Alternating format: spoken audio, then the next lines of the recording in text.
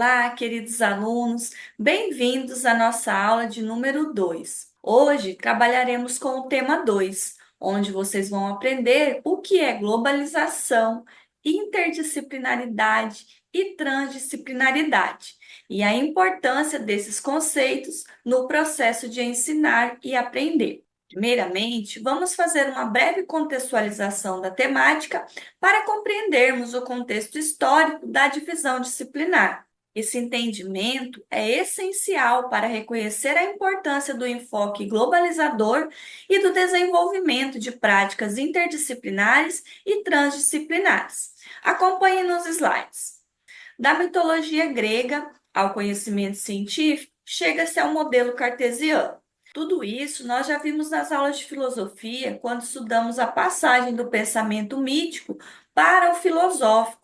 E a partir do pensamento filosófico foi quando surgiu a ciência, quando os primeiros filósofos começaram a se preocupar como foi que surgiu o mundo, a natureza, né, e todos os seres. Eles começaram a pensar racionalmente qual foi o elemento primordial que deu início à vida, que deu início ao surgimento da natureza. E aí surgiram várias proposições desses filósofos, cada um considerando uma arqué, que seria esse elemento primordial. A partir do desenvolvimento da ciência, o que aconteceu? Começou-se a produzir muito conhecimento em várias áreas, em vários campos. Conforme foi sendo produzido o conhecimento, ele passou a ser acumulado. Vamos a adotar o modelo cartesiano, que propõe a análise sistemática de determinado objeto.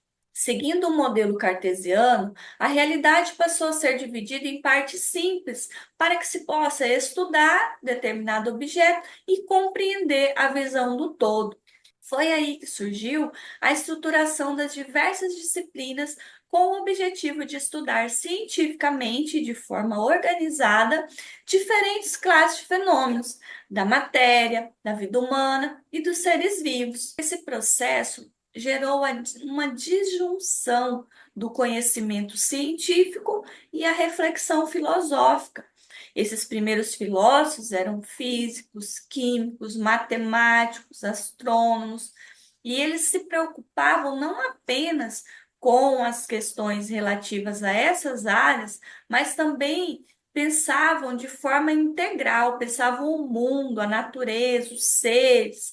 Aquele conhecimento científico que era pensado a partir de uma realidade integral no campo filosófico, ele passou a ser sistematizado em campos de disciplinas diferentes, separando a física, a biologia e as ciências do ser humano. Então, como esse conhecimento foi acumulado e sistematizado para estudar esse conhecimento, ele passa a ser visto de forma desligada da realidade. É assim que vocês, alunos, se deparam quando cursaram o ensino médio, uma infinidade de conteúdos e fórmulas e estruturas, e tudo isso muitas vezes vocês estão estudando sem saber como isso se conecta com a realidade, porque um dia foi pensado dentro da realidade. Quando o conhecimento filosófico se preocupou em entender qual era o elemento primordial que deu origem a tudo, foi aí que depois veio a surgir a química, a física, a astronomia, a biologia, as ciências da natureza. Porém, como foi produzido muito conhecimento nesses campos, esse conhecimento teve que ser organizado de forma separada e também separado da reflexão filosófica. Por isso, muitas vezes, esse conhecimento chega até o aluno de forma desconectada da realidade. Podemos entender, então, alunos, como vocês podem ver ali no último item do nosso slide, o aspecto reducionista decorrente dessa superespecialização levou à abstração. O que seria essa abstração? Esse acúmulo do conhecimento produzido pelo pensamento científico levou a esse processo que eu expliquei anteriormente de compartimentação do saber. ocorrendo uma formalização dos conteúdos e o afastamento do objeto de estudo. Isso leva à questão da abstração. Todo esse conhecimento surgido na prática, pensado na prática e entendido a partir da prática, ele se tornou o quê? Teórico, ele se tornou teoria, foi formalizado.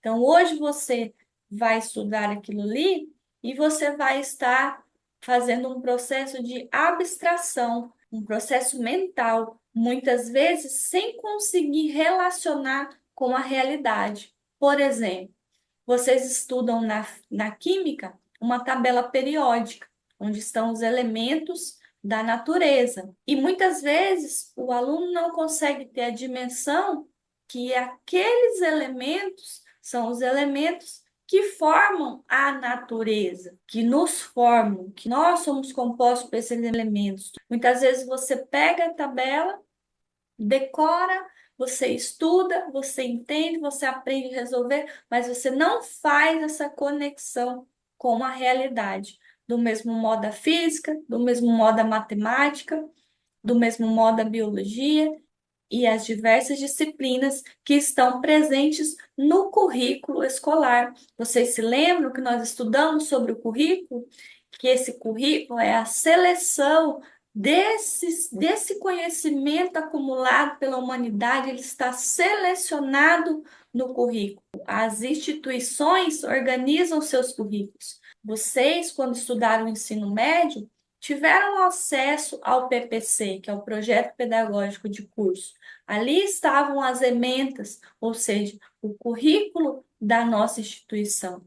Então, aqueles conhecimentos que estavam presentes ali foram selecionados, claramente seguindo as orientações dos dispositivos legais que eu citei na aula anterior. E por que, alunos, estamos abordando essa questão da divisão disciplinar? Para que vocês entendam o desafio que o docente se depara hoje ao ensinar. Porque hoje, depois que houve essa fragmentação das disciplinas, né, essa separação entre o conhecimento e a reflexão filosófica, muitas vezes essa redução, esse pensamento simplificante, promove o distanciamento dos sujeitos da sua realidade, fazendo com que a nossa educação esteja desconectada das reais necessidades e interesses dos educandos. Então, muitas vezes vocês estão estudando e pensando, para que eu vou utilizar isso? E não conseguem relacionar esse conhecimento com a realidade. E a outra problemática é a imensidão de conhecimentos, a quantidade, esse acúmulo. O ensino ele precisa ser sistematizado e muitas vezes nós não conseguimos tempo para sistematizar esse conhecimento, para garantir uma aprendizagem efetiva, uma aprendizagem integral. Esse é o desafio do século XXI, lidar com esse acúmulo de conhecimentos, com essa fragmentação. E aí nós trazemos agora a contribuição de Hernandes e Ventura, acompanhe nos slides, uma citação para que nós possamos fazer uma reflexão. Olha o que os autores colocam. A impossibilidade de conhecer tudo originou a necessidade de aprender como se relaciona o que se conhece e a estabelecer a sua vinculação com o que o aluno pode chegar a conhecer. Como nós veremos a partir de agora, essa abordagem interdisciplinar, transdisciplinar, é uma forma de lidar com esse conhecimento acumulado. Então, agora o desafio não é somente aprender o que está ali, mas também relacionar tudo isso. Ao pensar o ensino, vocês agora, como futuros professores, vão se deparar com esse desafio, relacionar o que se conhece. Na dificuldade de conhecer tudo, o mais importante agora é fazer relações. Nós temos também a inteligência artificial, que está presente nos contextos educacionais, e o conhecimento está ali, Como lidar com todo esse excesso de informação e de conhecimento? Como vocês podem acompanhar nos slides, ali nós temos os conhecimentos da química, da física e da biologia. Como relacionar tudo isso ao ser humano, à nossa história, ao nosso significado, à nossa constituição e o nosso papel enquanto cidadãos, enquanto seres integrantes de uma comunidade. Vejamos agora, no próximo slide, o que é a globalização. Então, veja o que diz ali Hernandes e Ventura. A globalização, no nosso ponto de vista, implica a possibilidade de que os alunos possam estabelecer inferências e relações por si mesmos, enquanto que geralmente a interdisciplinaridade responde à atitude organizativa de quem ensina.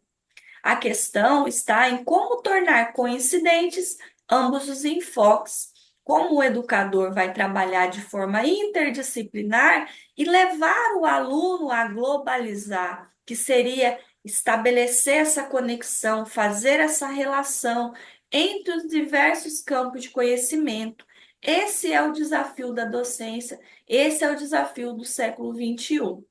A globalização, então, está relacionada aos esquemas internos dos alunos, a forma como eles vão lidar com as diferentes informações, fazendo inferências, estabelecendo conexões e compreendendo essa relação entre os fatos. Enquanto que a interdisciplinaridade, ela está relacionada à atitude organizativa do professor, a maneira como ele vai abordar os temas a partir da perspectiva de vários campos de conhecimento, ou seja, de várias disciplinas. Pensar uma temática a partir de diferentes pontos de vista.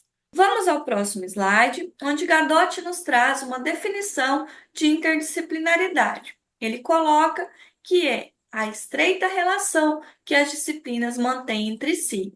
Além disso, o autor traz também uma definição, e a primeira aqui na nossa aula de hoje, de transdisciplinaridade. O que seria a transdisciplinaridade? O autor coloca que refere-se à superação das fronteiras existentes entre as disciplinas, indo, portanto, além da interação e da reciprocidade existente entre as ciências. Para explicar esse conceito de transdisciplinaridade, nós podemos pensar da seguinte forma: quando ocorre a cooperação entre várias disciplinas direcionadas para a resolução de um problema, cria-se um novo modelo de interpretação da realidade. E esse novo modelo seria a transdisciplinaridade, ou seja, fazendo referência à definição do autor, seria aquilo que ele mencionou sobre a superação das fronteiras existentes entre as disciplinas. Ao tentar solucionar um determinado problema, o enfoque é feito a partir de vários campos de conhecimento. Esse objeto de estudo, ele é pensado a partir de vários campos. Não é somente dentro do limite de cada campo de conhecimento, mas a partir também do pensar do aluno, do seu processo de globalização, que ele vai interpretar essa realidade e vai ir além. Nesse sentido, alunos, qual seria a importância de um professor trabalhar a partir de um enfoque globalizador, a partir de práticas interdisciplinares e transdisciplinares, essa forma diferenciada de abordar o conhecimento, ao invés de chegar com uma lista de conteúdos para que os alunos estudem, decorem, se apropriem, o professor chegar com vários temas, com diferentes propostas, para que esse aluno possa pensar de uma forma integral. Qual a importância desse trabalho, na opinião de vocês? Essas propostas são para que vocês possam conhecer diferentes formas de abordagem dos conhecimentos e ir construindo a identidade docente de vocês. Acompanhem comigo nos slides. Vamos pensar então qual é a importância de trabalhar dentro dessas propostas. Essa atitude frente ao ensino vem contribuir para a superação da dificuldade de romper com essa estrutura disciplinar do sistema educacional, com esse engessamento, essa compartimentação de disciplinas e de conhecimentos. A partir dessa abordagem, é possível uma maior articulação entre as áreas de conhecimento. Além disso, acompanhe nos slides, essa abordagem também se configura numa nova alternativa para a organização do tempo e do espaço escolar. Ao invés dos alunos estarem organizados todos os dias em fileiras, eles podem se organizar em círculos, em grupos, podem sair da sala para fazer pesquisas, podem fazer projetos, participar de visitas, né? Então, tem uma infinidade de formas de organização da aula para que haja o aprendizado. Do mesmo modo, a questão do tempo, ao invés de serem os 50 minutos tradicionais, pode ser destinado um tempo maior para determinada prática, um tempo menor para outra que de repente não seja necessário tanto tempo.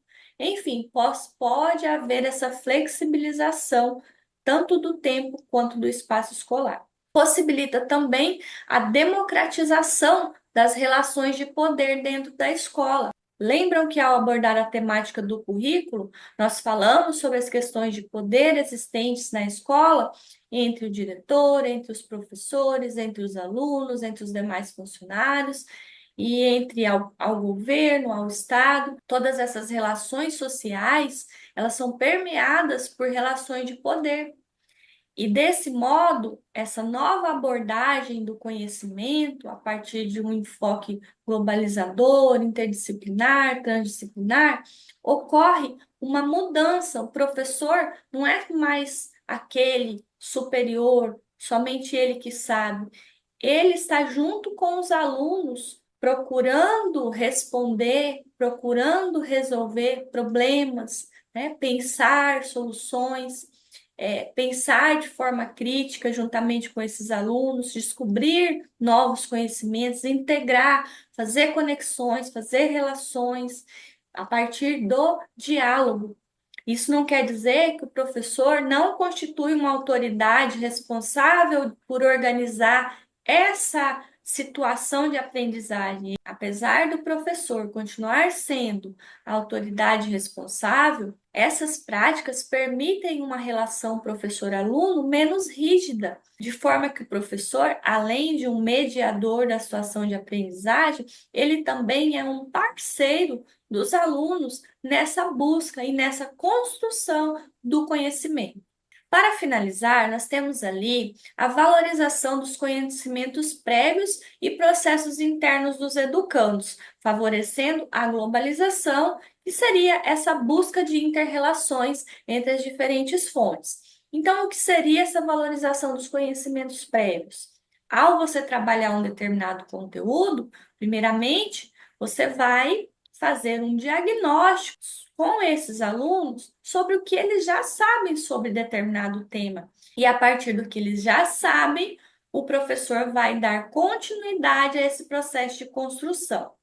Bem, alunos, entendemos então que essas propostas de abordagem do conhecimento escolar que nós vimos no tema de hoje nos permite superar as limitações de perspectivas fragmentadas, promovendo uma visão mais integrada e ampla sobre os problemas complexos que desafiam o conhecimento tradicional. Espero que vocês tenham gostado e compreendido a ideia central de cada uma dessas propostas de abordagem do conhecimento. E também que já estejam refletindo sobre a postura de vocês enquanto docentes, qual a atitude que vocês irão adotar frente ao ensino. Vejo vocês na próxima aula.